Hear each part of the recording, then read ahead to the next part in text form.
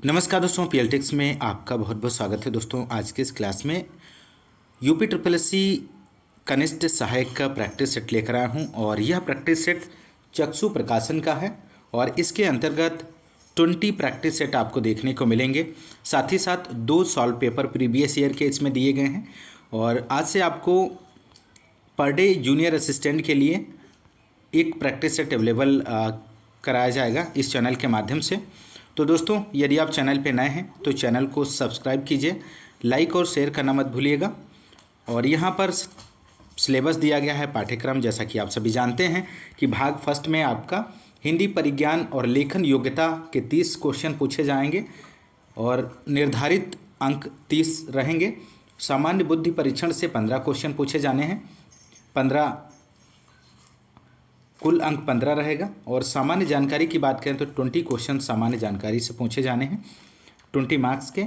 और computer fourth part में 15 question computer से पूछे जाने हैं और 15 मार्क्स के लिए।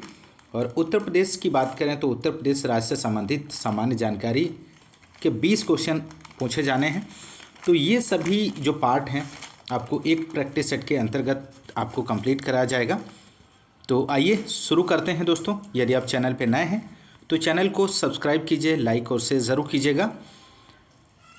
आइए शुरू करते हैं प्रैक्टिस सेट। पहला प्रैक्टिस सेट पहला ये रहा आपकी स्क्रीन पर और इसका जो पहला पार्ट हम यहाँ पर देखने वाले हैं दोस्तों, हिंदी परिज्ञान और लेखन योग्यता से संबंधित क्वेश्चन नंबर फर्स्ट ये रहा आपकी स्क्रीन पर। रस के कितने अंग होते हैं यहाँ पर आपको बताना है। तो इसका राइट आंसर आप लोग दीजिए, क्या बनेगा। तो राइट आंसर हो जाएगा ऑप्शन बी 4। रस के कुल 4 अंग या अवयव होते हैं दोस्तों और इनकी अगर हम बात करें तो स्थायी भाव, विभाव, अनुभाव, संचारी भाव, ये रस के अंग हैं, ध्यान रखिएगा। अगला प्रश्न है सेकंड, काव्य के आस्वादन से जो आनंद प्राप्त होता है उसे क्या कहते हैं। अलंकार कहते हैं, छंद कहते हैं, उपसर्ग कहते हैं, रस कहते हैं। तो आप लोग दोस्तों आंसर दीजिए। यहाँ पर सेकंड का आंसर क्या बनेगा। तो राइट आंसर हो जाएगा ऑप्शन डी, रस कहते हैं। ऑप्शन डी यहाँ पर राइट आंसर बनेगा। और रसों की कुल संख्या की बात करें तो रसों की कुल संख्या 9 मानी गई है, इस बात को भी आप लोग ध्यान रखिएगा। दोस्तों बहुत ही अच्छे लेवल के प्रश्न हैं, आप लोग क्लास को पूरा देखें और सभी क्वेश्चंस को अटेम्प्ट करने की कोशिश कीजिए। देखिए इन 100 में से कितने क्वेश्चंस आप सही कर पाते हैं। थर्ड क्वेश्चन नंबर है, निम्नलिखित में से कौन सा शब्द विदेशी नहीं है इनमें से। तो आपको यहाँ पर बताना है कि कौन सा शब्द विदेशी नहीं है दिए गए ऑप्शंस में से। तो राइट आंसर हो जाएगा ऑप्शन डी, कान विदेशी शब्द नहीं है। ऑप्शन डी इसका राइट आंसर बनेगा।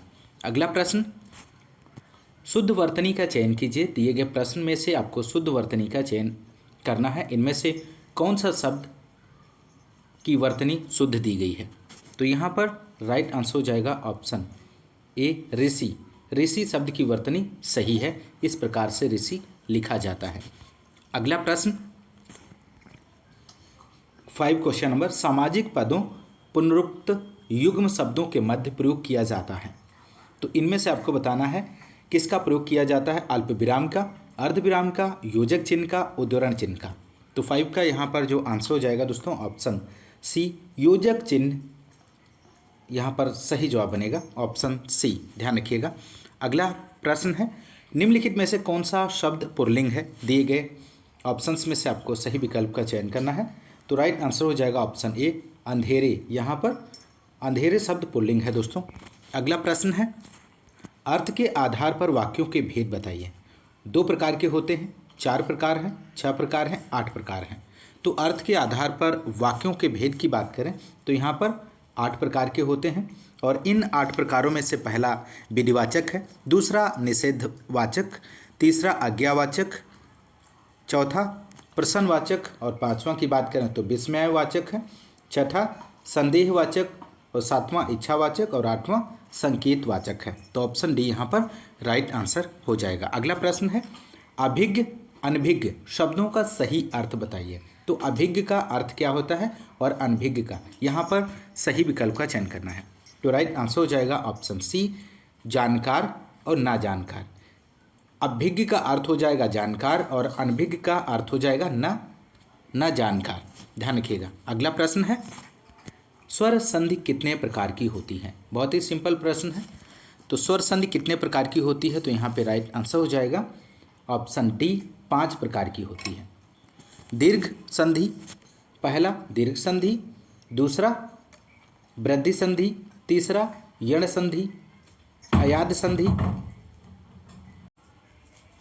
क्वेश्चन नंबर 10 है दोस्तों, पाप का विलोम शब्द है इनमें से आपको बताना है। तो राइट आंसर हो जाएगा पाप का विलोम शब्द पुण्य होता है। अगला प्रश्न है, रचनाकार और रचना का कौन सा युग्म सही नहीं है? तो प्रश्न में पूछा गया है कौन सा इनमें से नहीं है। तो राइट आंसर हो जाएगा मंझन चित्रावली, यहाँ पर सही नहीं दिया गया है। चित्रावली की बात करें तो इसकी रचना उस्मान ने की थी, ध्यान रखिएगा। अगला प्रश्न है, आँख का अंधा नाम नयन सुख, लोकोक्ति का सही अर्थ चुने।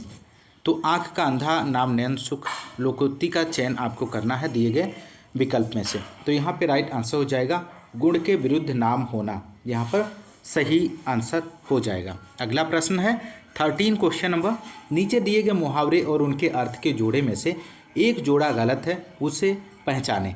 तो अपने पैरों खड़ा होना, स्वावलंबी होना, आँच ना आने देना, जरा भी कष्ट या दोष ना आने देना, आसन डोलना, विचलित ना होना, आसमान टूट पड़ना, गजब का संकट पड़ना। तो यहाँ पर 13 के आंसर की यदि हम बात करें तो इसका राइट आंसर ऑप्शन सी हो जाएगा, आसन डोलना, विचलित ना होना, यहाँ पर सही आंसर हो जाएगा। आसमान डोलना, विचलित ना होना अर्थ की दृष्टि से गलत जोड़ा है, क्योंकि आसन डोलना मुहावरे का अर्थ है किसी कारणवश मन का विचलित होना, ध्यान रखिएगा। अगला प्रश्न है, लेन देन, विरह, मिलन, जड़ चेतन आदि शब्द युग्मों के बीच किस विराम चिन्ह का प्रयोग किया जाएगा? तो आप लोग आंसर दीजिए दोस्तों। तो राइट आंसर हो जाएगा योजक चिन्ह का प्रयोग किया जाएगा, ऑप्शन बी यहाँ पर सही जवाब बनेगा। निम्नलिखित में से शुद्ध वाक्य कौन सा है इनमें से? तो शुद्ध वाक्य का चयन करना है, तो आप लोग आंसर दीजिए दोस्तों। तो 15 का आंसर हो जाएगा ऑप्शन सी, मैं अपनी बात के स्पष्टीकरण के लिए तैयार हूँ, ऑप्शन सी यहाँ पर राइट जवाब बनेगा। अगला प्रश्न 16, निम्नलिखित में से कौन सा भाववाची का उदाहरण है इनमें से? तो भाववाची का उदाहरण आपको बताना है। तो राइट आंसर हो जाएगा ऑप्शन डी, धूप में चला नहीं जाता, भाववाची का उदाहरण है ऑप्शन डी यहाँ पर। अगला प्रश्न, राम खाता होगा किस काल का उदाहरण है? तो राम खाता होगा, तो यहाँ पर संदिग्ध वर्तमान इसका सही आंसर हो जाएगा।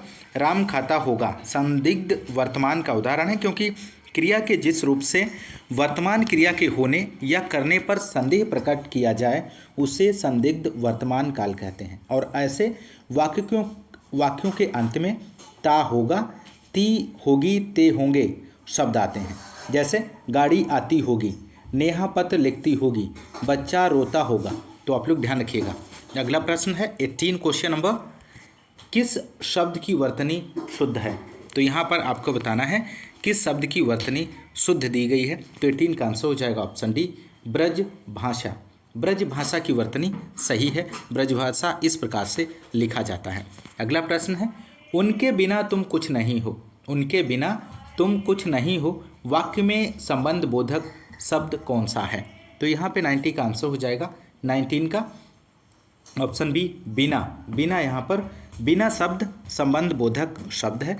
जो शब्द संज्ञा सर्वनाम का संबंध वाक्य के अन्य शब्दों में बताते हैं उन्हें संबंध बोधक शब्द कहते हैं। जैसे आगे, बिना, पास, ये सभी जो हैं सही जवाब बनेगा। अगला प्रश्न है, गोद लिया हुआ पुत्र के लिए उपयुक्त एक शब्द क्या होगा इनमें से? तो यहाँ पर 20 का आंसर दीजिए आप लोग। तो राइट आंसर की बात करें तो ऑप्शन बी हो जाएगा, दत्तक। दत्तक शब्द सही है यहाँ पर। अगला प्रश्न है 21, निम्नलिखित में से किस शब्द में तद्वित प्रत्यय का प्रयोग हुआ है? तो तद्वित प्रत्यय किस शब्द में प्रयोग किया गया है? तो राइट आंसर हो जाएगा वार्षिक। वार्षिक तद्वित प्रत्यय है और संज्ञा सर्वनाम तथा विशेषण के अंत में लगने वाले प्रत्यय को तद्वित कहा जाता है। संज्ञा, सर्वनाम और विशेषण के अंत में लगने वाले प्रत्यय को तद्वित प्रत्यय कहा जाता है। जैसे लघु प्लस ता लघुता हो जाएगा, बड़ा प्लस आई बराबर बड़ाई, और सुंदर प्लस ता सुंदरता। तो आप लोग ध्यान रखिएगा। अगला प्रश्न है, संयोग में किस उपसर्ग का प्रयोग हुआ है दोस्तों? तो संयोग में उपसर्ग की बात करें तो सम उपसर्ग का प्रयोग हुआ है यहाँ पर। अगला प्रश्न है, कार्यालय आदेश में अधिकारी का हस्ताक्षर किस स्थान पर आएगा? तो कार्यालय आदेश में अधिकारी का हस्ताक्षर की बात करें तो नीचे दाहिनी ओर आएगा। ऑप्शन ए राइट आंसर हो जाएगा। अगला प्रश्न है, निर्देश दिया गया है निम्नलिखित शब्दों के विलोम शब्द चुनिए। 24 में अल्पज्ञ, अल्पज्ञ क्या आपको विलोम शब्द बताना है। तो इस वाक्य में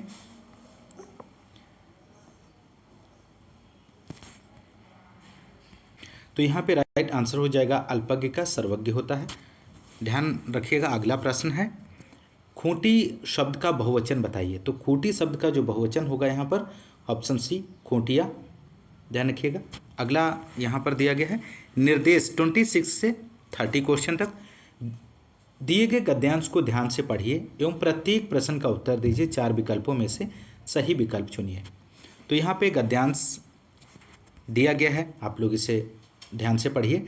इस संसार की यही रीति है, सत्यवादी मारा जाता है और आज से सहस्त्रों वर्ष पूर्व ग्रीस देश में एक दार्शनिक रहा करता था। उसका नाम सुकरात था। उसकी बातें सीधी सच्ची पर तीखी होती थी। समाज उन्हें सह नहीं सका और उन्हें कानूनी आज्ञा का पालन करते हुए विष का प्याला पीना पड़ा।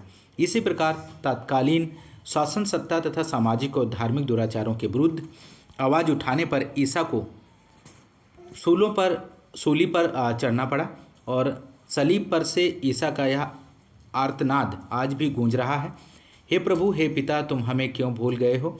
सांप्रदायिक विष को शांत करने और लोगों में सांप्रदायिक उद्भावना फैलाने के लिए गांधी जी अपने जीवन की बाजी लगाकर एक स्थान से दूसरे स्थान पर घूमते फिरे और अंत में उन्हें गोली का शिकार होना पड़ा। और इन दृष्टांतों की पुनरावृत्ति अभी हाल ही में अमेरिका में हुई है। वहाँ के काले लोगों को उनके रंग और जाति के दुर्व्यवहारों से मुक्ति दिलाकर समाज में समुचित स्थान दिलाने का डॉक्टर किंग ने अहिंसक आंदोलन खड़ा किया था और उन्होंने चाहा कि अमेरिका के गोरे लोगों में हृदय परिवर्तन हो और वे निग्रो अमेरिकनों को नौकरी में और सामाजिक प्रतिष्ठा में वही स्थान पाने दें जो श्वेत अमेरिकनों को मिलता है।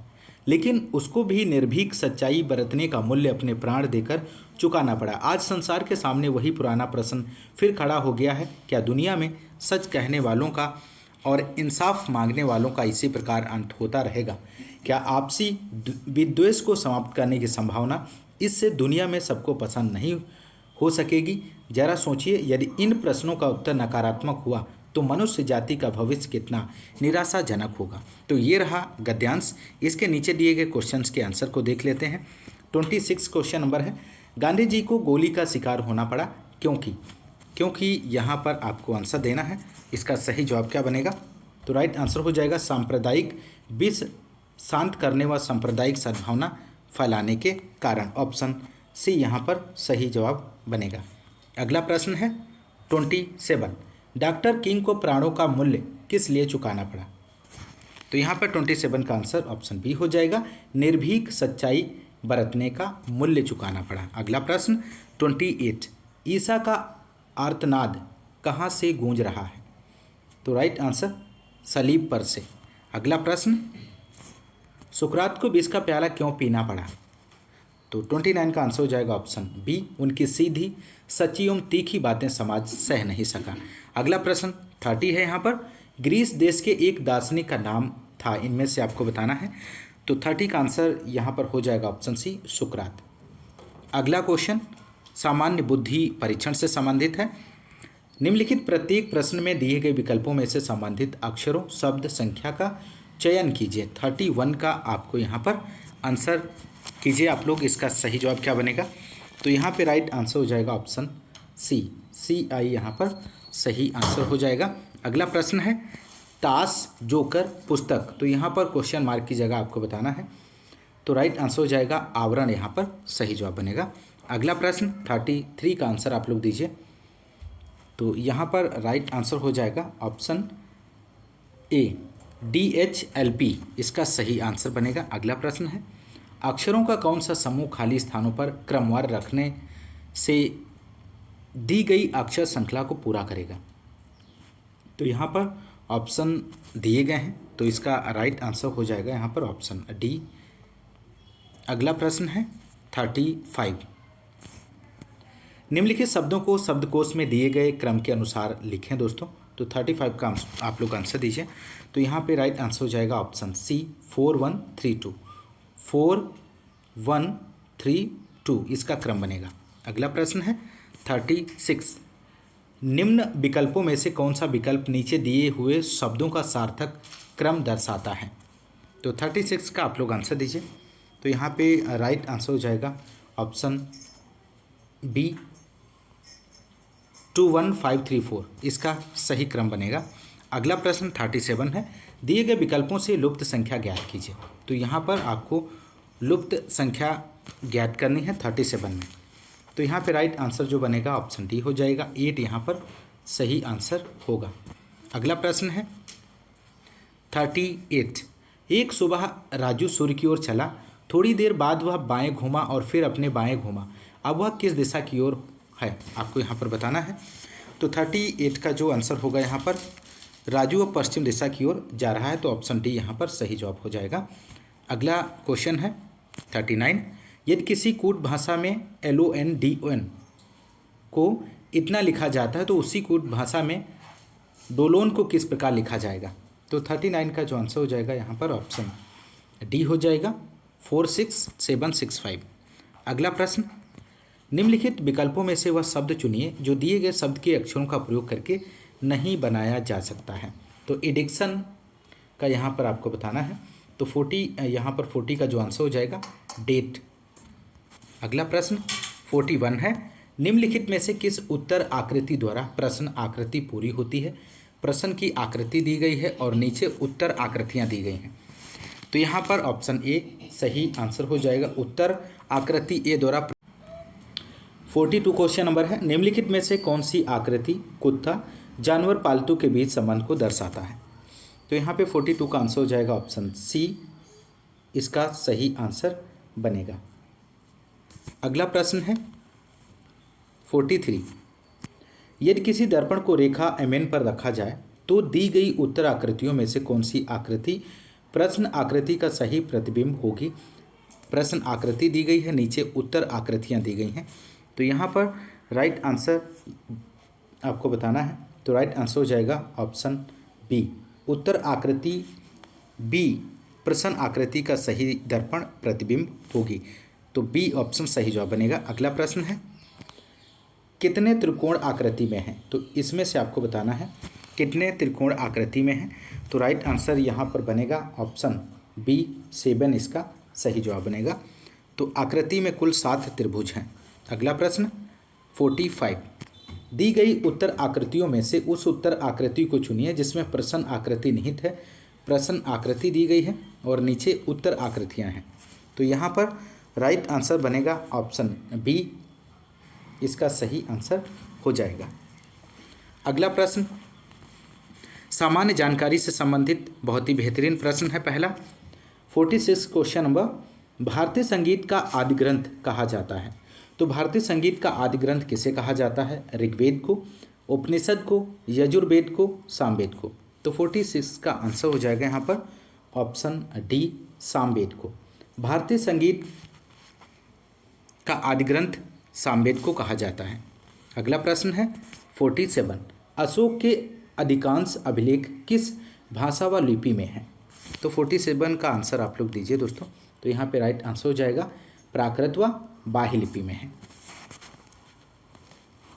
अगला प्रश्न 48, किस ज्वालामुखी में अक्सर उद्गार होती है? तो जागृत ज्वालामुखी, प्रसुप्त ज्वालामुखी, मृत ज्वालामुखी, शांत ज्वालामुखी। तो यहाँ पर 48 का आंसर ऑप्शन ए हो जाएगा, जागृत ज्वालामुखी। अगला प्रश्न 49, एल नीनो जलधारा कहाँ प्रकट होती है? तो एल नीनो जलधारा आपको बताना है। तो यहाँ पे राइट आंसर ऑप्शन बी हो जाएगा, पेरू के तट पर। अगला प्रश्न है गणतंत्र होता है। तो गणतंत्र राज्य जहाँ पर अध्यक्ष वंशागुप्त रूप में ना हो। तो ऑप्शन डी यहाँ पर सही जवाब हो जाएगा। अगला प्रश्न है 51। संविधान के किस भाग में नीति निर्देशक तत्वों का उल्लेख किया गया है? तो संविधान के किस भाग में नीति निर्देशक तत्वों का उल्लेख किया गया है? तो 51 का आंसर हो जाएगा ऑप्शन बी, चतुर्थ भाग में। राज्य नीति के निर्देशक सिद्धांत भारतीय संविधान के भाग 4 36 से 51 में निहित हैं। ध्यान रखिएगा। अगला प्रश्न 52। मुद्रास्फीति किस कारण से होती है? तो मुद्रास्फीति किसके कारण होती है? तो मुद्रास्फीति मुद्रा पूर्ति में वृद्धि के कारण होती है। अगला प्रश्न, भारत में औद्योगिक वित्त का शिखर संगठन इनमें से कौन सा है? तो राइट आंसर बनेगा IDBI, यहाँ पर सही जवाब हो जाएगा। भारतीय औद्योगिक विकास बैंक का गठन भारतीय औद्योगिक विकास बैंक अधिनियम 1964 के तहत एक वित्तीय संस्था के रूप में हुआ था और यह भारत सरकार द्वारा जारी 22 जून 1964 की अधिसूचना के द्वारा 1 जुलाई 1964 से अस्तित्व में आया और इसे कंपनी अधिनियम 1956 की धारा 4A के प्रावधानों के अंतर्गत एक सार्वजनिक वित्तीय संस्था का दर्जा प्राप्त हुआ। अगला प्रश्न है 54। आइसोटोन होते हैं, तो आइसोटोन आपको यहाँ पर बताना है। तो 54 का आंसर हो जाएगा ऑप्शन बी, समान संख्या में। 55 क्वेश्चन नंबर है, अम्लीय घोल का pH मान होता है।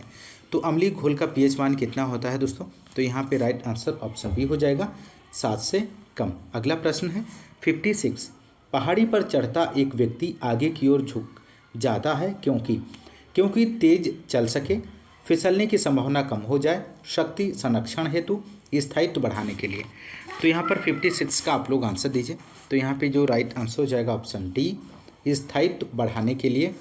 अगला प्रश्न 57। जब एक पत्थर को चांद की सतह से पृथ्वी पर लाया जाता है तो इसका द्रव्यमान बदल जाएगा, इसका भार बदल जाएगा परंतु द्रव्यमान नहीं। भार और द्रव्यमान दोनों बदल जाएंगे, ना द्रव्यमान और ना ही भार बदलेंगे। तो यहाँ पर 57 का आंसर हो जाएगा, इसका भार बदल जाएगा परंतु द्रव्यमान नहीं बदलेगा। अगला प्रश्न है 58 क्वेश्चन नंबर, निम्नलिखित में से कौन एक सही मायने में फल का उदाहरण नहीं है इनमें से? तो राइट आंसर हो जाएगा ऑप्शन डी, टमाटर इसका सही आंसर बनेगा। अगला प्रश्न है, वायु एवं जल की क्रिया द्वारा भूमि का कटाव क्या कहलाता है? तो राइट आंसर हो जाएगा अपरदन, इसका सही जवाब हो जाएगा दोस्तों। नेक्स्ट क्वेश्चन, रेशम पालन कहलाता है। तो रेशम पालन क्या कहलाता है? तो रेशम पालन सेरीकल्चर कहलाता है। अगला प्रश्न 61 है, सौर ऊर्जा का सबसे बड़ा औद्योगिकरण इनमें से कौन सा है? तो राइट आंसर होगा यहाँ पर ऑप्शन डी, हरे पौधे। अगला प्रश्न है, ओरेकल है। तो ओरेकल क्या है दोस्तों? यहाँ पर एक प्रचालन तंत्र है, शब्द संसाधक सॉफ्टवेयर है, डाटाबेस सॉफ्टवेयर है, कोई भी विकल्प सही नहीं है। तो ओरेकल की बात करें तो डाटाबेस सॉफ्टवेयर है। अगला प्रश्न 63 क्वेश्चन नंबर, रग्बी फुटबॉल में प्रत्येक पक्ष में खिलाड़ियों की संख्या कितनी होती है? तो राइट आंसर हो जाएगा 15। अगला प्रश्न है,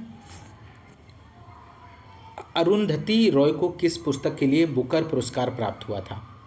मोस्ट इंपॉर्टेंट प्रश्न। तो यहाँ पे राइट आंसर हो जाएगा option C, the God of Small Things के लिए। अगला प्रश्न 65, कर्नाटक के राष्ट्रकूट साम्राज्य का वह सर्वाधिक शक्तिशाली शासक कौन था जिसने बादामी के चालुक्यों को पराजित किया था? तो यहाँ पे राइट आंसर हो जाएगा ऑप्शन ए, दंती दुर्ग। ध्यान रखिएगा। अगला प्रश्न, कंप्यूटर एवं सूचना प्रौद्योगिकी की अवधारणाओं एवं इस क्षेत्र में समसामयिक प्रौद्योगिकी विकास एवं नवाचार का ज्ञान से संबंधित। यहाँ पे क्वेश्चन 66 है, डिस्क संरचना के बारे में क्या सही है? तो डिस्क संरचना के बारे में आपको यहाँ पर बताना है कौन सा विकल्प सही होगा। तो यहाँ पे राइट आंसर हो जाएगा सिलेंडर, ट्रैक, सेक्टर, इसका सही आंसर बनेगा दोस्तों।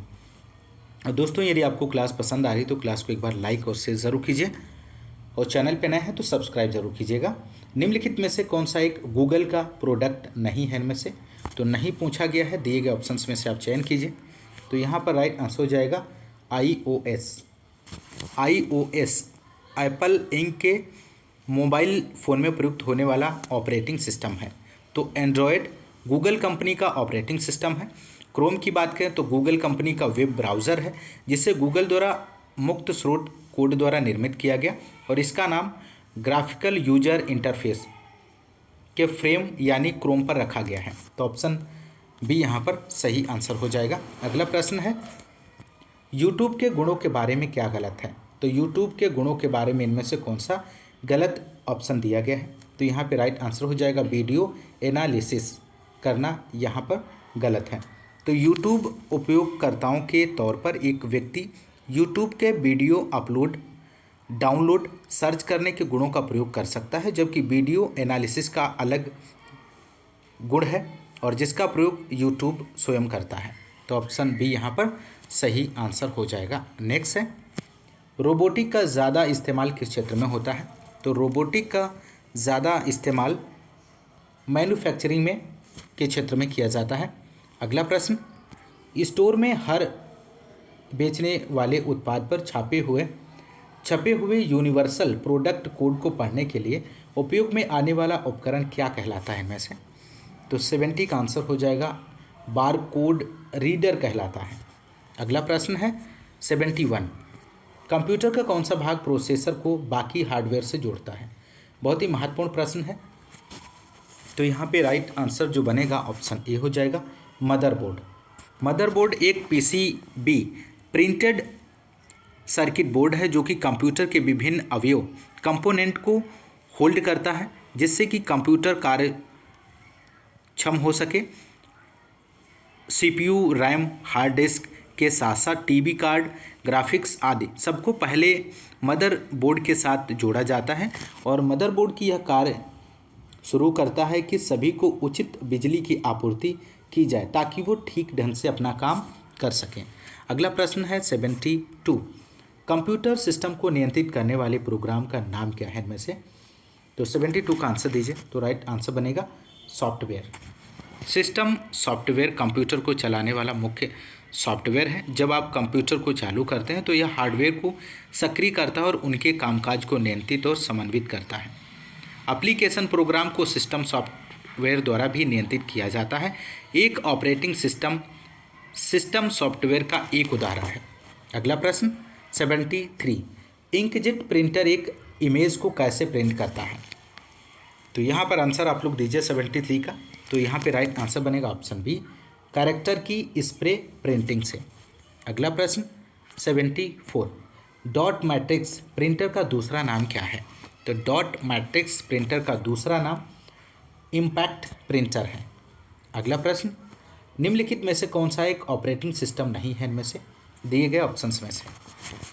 तो यहाँ पर राइट आंसर ऑप्शन डी हो जाएगा ओरेकल। ध्यान रखिएगा, यहाँ पर सही आंसर बनेगा। विंडोज ऑप्शन ए में दिया गया है, लाइनेक्स और डॉस तीनों ही ऑपरेटिंग सिस्टम है। जबकि ओरेकल की बात करें तो ओरेकल और कॉरपोरेशन द्वारा विकसित और विपणन किया गया एक रिलेशन डेटाबेस मैनेजमेंट सिस्टम है। तो ऑप्शन डी यहाँ पर राइट जवाब बनेगा दोस्तों।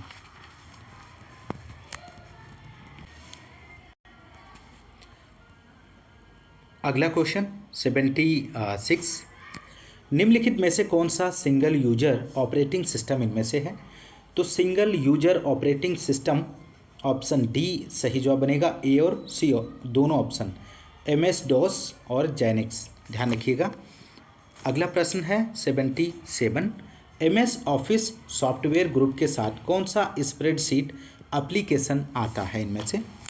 तो यहाँ पर राइट आंसर ऑप्शन बी हो जाएगा, MS एक्सेल इसका सही जवाब बनेगा। अगला प्रश्न है 78, साधारणतया फूटर कहाँ पर प्रिंट होता है? तो फुटर कहाँ पर प्रिंट होता है? तो 78 का आंसर हो जाएगा सभी पृष्ठों पर फुटर प्रिंट होता है। अगला प्रश्न है, इंटरनेट द्वारा उपयोग किया जाने वाला संचार प्रोटोकॉल इनमें से कौन सा है? तो राइट आंसर ऑप्शन सी हो जाएगा, टीसीपी और आईपी। टीसीपी जैसे इंटरनेट, टीसीपी की बात करें तो टीसीपी ट्रांसमिशन कंट्रोल प्रोटोकॉल, और आईपी की बात करें तो इंटरनेट प्रोटोकॉल। ध्यान रखिएगा, इंटरनेट प्रोटोकॉल स्वीट का वैचारिक मॉडल और इंटरनेट या इसी तरह की कंप्यूटर नेटवर्क में उपयोग किया जाने वाले संचार प्रोटोकॉल का एक सेट होता है, और इसे सामान्यतः टीसीपी आईपी के रूप में जाना जाता है, क्योंकि स्वीट में मूलभूत प्रोटोकॉल ट्रांसमिशन कंट्रोल और इंटरनेट प्रोटोकॉल होता है। दोस्तों ध्यान रखिएगा। अगला प्रश्न है 80, निम्नलिखित में से कौन सी वेबसाइट आपको स्थानीय दुकानों का विवरण देती है? तो इनमें से आपको बताना है इनमें से कौन सी वेबसाइट है जो स्थानीय दुकानों का विवरण देगी। तो 80 का आंसर हो जाएगा ऑप्शन सी, www.localshops.com। तो ध्यान रखिएगा, ऑप्शन सी इसका राइट जवाब बनेगा। www.localshops.com वेबसाइट हमें स्थानीय दुकानों का विवरण देगी, क्योंकि यह एक ई कॉमर्स बाजार है जो स्थानीय स्वामित्व वाले व्यवसाय और उत्पादों का उनके क्षेत्र में ऑनलाइन खरीदारी से जोड़ता है। अगला प्रश्न यहाँ पर है उत्तर प्रदेश राज्य से संबंधित सामान्य जानकारी। 81 क्वेश्चन नंबर यहाँ पर दिया गया है, आप लोग आंसर दीजिए। निम्नलिखित नेताओं में से कौन से नेता गोरखनाथ मंदिर और मठ के मुख्य पुजारी भी हैं इनमें से? तो 81 का आंसर हो जाएगा योगी आदित्यनाथ, यहाँ पर सही जवाब बनेगा। अगला प्रश्न है उत्तर प्रदेश के कौन से मुख्यमंत्री गोरखपुर मठ के अध्यक्ष भी हैं और थे? तो यहाँ पर 82 का आंसर हो जाएगा ऑप्शन डी, योगी आदित्यनाथ। अगला प्रश्न है उत्तर प्रदेश राज्य में विशेष आर्थिक क्षेत्र विद्यमान है इनमें से? तो 83 का आंसर हो जाएगा, आप लोग इसका आंसर दीजिए, इसका सही जवाब क्या बनेगा? तो यहाँ पे इसका राइट आंसर ऑप्शन सी हो जाएगा। अगला प्रश्न है प्रथम मोबाइल ओपन एक्सचेंज जोन का शिलान्यास कहाँ किया गया है? तो 84 का आप लोग आंसर दीजिए, तो राइट आंसर बनेगा नोएडा, इसका सही आंसर हो जाएगा। अगला प्रश्न है 85, उत्तर प्रदेश राज्य की महिला हेल्पलाइन की सुविधा किस फ़ोन नंबर पर शुरू की गई है? तो यहाँ पर ऑप्शंस दिए गए हैं, आप लोग आंसर दीजिए। तो इसका जो राइट आंसर हो जाएगा दोस्तों ऑप्शन डी, 1090। अगला प्रश्न है लखनऊ महोत्सव प्रतिवर्ष कब मनाया जाता है? तो लखनऊ महोत्सव प्रतिवर्ष नवंबर दिसंबर में मनाया जाता है। अगला प्रश्न है उत्तर प्रदेश राज्य का कौन सा जिला नेपाल के साथ अपनी सीमा साझा नहीं करता, इनमें से कौन सा है? तो यहाँ पे राइट आंसर हो जाएगा सीतापुर। अगला प्रश्न है 88, उत्तर प्रदेश का कौन सा जिला उत्तर प्रदेश और बिहार की सीमा पर स्थित है इनमें से? तो राइट आंसर आपको यहाँ पर देना है। तो यहाँ पे राइट आंसर बनेगा ऑप्शन डी, बलिया, इसका सही आंसर हो जाएगा। उत्तर प्रदेश तथा बिहार की सीमा पर स्थित उत्तर प्रदेश के जिले कुशीनगर हैं, महाराजगंज, देवरिया, बलिया, गाजीपुर, चंदौली और सोनभद्र हैं। ध्यान रखिएगा। अगला प्रश्न है 89, उत्तर प्रदेश में नींबू प्रधानता कहाँ उगाया जाता है? तो यहाँ पर आप लोग आंसर दीजिए। तो यहाँ पे राइट आंसर जो हो जाएगा दोस्तों, तो यहाँ पर इस क्वेश्चन के राइट आंसर की बात करें तो उत्तर प्रदेश में नींबू मुख्यतः झांसी, हमीरपुर, जालौन, ललितपुर, महोबा, चित्रकूट, बांदा और आगरा जिले में उगाया जाता है। तो यहाँ पर जो ऑप्शंस दिए गए हैं वो गलत दिए गए हैं। अगला प्रश्न है 90 क्वेश्चन नंबर, उत्तर प्रदेश में सस्य जलवायु क्षेत्रों की संख्या इनमें से आपको बतानी है। तो राइट आंसर आप लोग दीजिए। तो उत्तर प्रदेश में कुल सस्य जलवायु क्षेत्रों की संख्या की बात करें, एग्रो क्लाइमेटिक जोन कितने हैं? तो 9 है, ऑप्शन सी इसका सही आंसर हो जाएगा। नेक्स्ट 91, उत्तर प्रदेश का सहारनपुर शहर निम्नलिखित किस कला और शिल्प के लिए विश्व प्रसिद्ध है? तो 91 का आंसर हो जाएगा ऑप्शन सी, लकड़ी पर नक्काशी, इसका सही जवाब बनेगा। अगला प्रश्न है 92, भारत से सॉफ्टवेयर निर्यात की दृष्टि से उत्तर प्रदेश स्थान पर है? तो 92 का आंसर ऑप्शन डी हो जाएगा, चौथे स्थान पर है। अगला प्रश्न 93 है, उत्तर प्रदेश का कौन सा शहर चिकनकारी साड़ियाँ नामक सुंदर कढ़ाई वाली साड़ियों के लिए प्रसिद्ध है। तो ऑप्शंस यहाँ पर दिए गए हैं, आपको सही विकल्प का चयन करना है। तो राइट आंसर हो जाएगा ऑप्शन बी, लखनऊ इसका सही आंसर बनेगा। अगला प्रश्न 94, उत्तर प्रदेश का लखनऊ शहर निम्नलिखित में से किस हथकरघा हैंडलूम उत्पादन केंद्रों के लिए प्रसिद्ध है इनमें से? तो 94 का यहाँ पे आंसर हो जाएगा ऑप्शन सी, चिकन कारीगरी इसका राइट आंसर बनेगा। अगला प्रश्न 95, उत्तर प्रदेश का शहर फिरोजाबाद निम्नलिखित में से किस उद्योग के लिए प्रसिद्ध है इनमें से? तो 95 का आंसर यहाँ पर ऑप्शन सी हो जाएगा, कांच के लिए।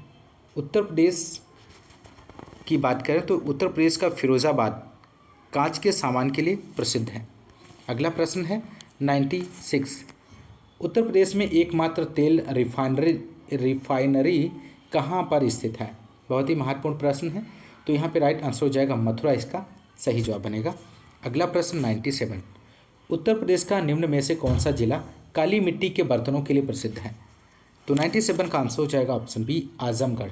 ध्यान रखिएगा, उत्तर प्रदेश का आजमगढ़ जिला काली मिट्टी के बर्तनों के लिए प्रसिद्ध है, जबकि मुरादाबाद मेटल क्रॉफ्ट और वाराणसी बनारसी रेशमी साड़ी उद्योग के लिए और गोरखपुर टेराकोटा उद्योग के लिए प्रसिद्ध है। अगला प्रश्न 98, 14वीं शताब्दी की प्रसिद्ध मस्जिद जिसे अटाला मस्जिद या अटाला मॉस्क्यू कहा जाता है, उत्तर प्रदेश के किस शहर में स्थित है?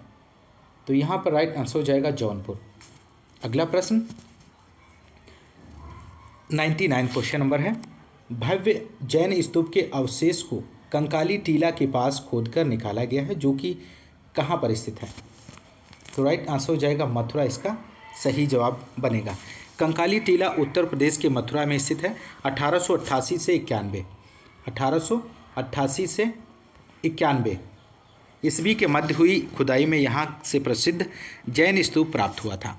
अगला प्रश्न 100 और इस प्रैक्टिस सेट का अंतिम क्वेश्चन है, प्राचीन पुरुषों द्वारा चौक से बनाए गए चित्र अथवा गहरे लाल रंग के चित्र उत्तर प्रदेश के किस जिले में अत्यधिक मात्रा में पाए जाते हैं? तो यहाँ पर राइट आंसर हो जाएगा मिर्ज़ापुर, इसका सही आंसर बनेगा दोस्तों। तो दोस्तों ये रहे जूनियर असिस्टेंट का प्रैक्टिस सेट 1 आपने सॉल्व किया। और दोस्तों यदि आपको क्लास पसंद आ रही तो क्लास को ज़्यादा से ज़्यादा लाइक और शेयर करना मत भूलिएगा। और इस चैनल के माध्यम से आपको रेगुलर जूनियर असिस्टेंट का प्रैक्टिस सेट भी प्रोवाइड किया जाता रहेगा। तो आप लोग इस चैनल से जुड़े रहने के लिए आप सब्सक्राइब जरूर कीजिए। मिलते हैं नेक्स्ट क्लास में, तब तक के लिए नमस्कार, जय हिंद, धन्यवाद।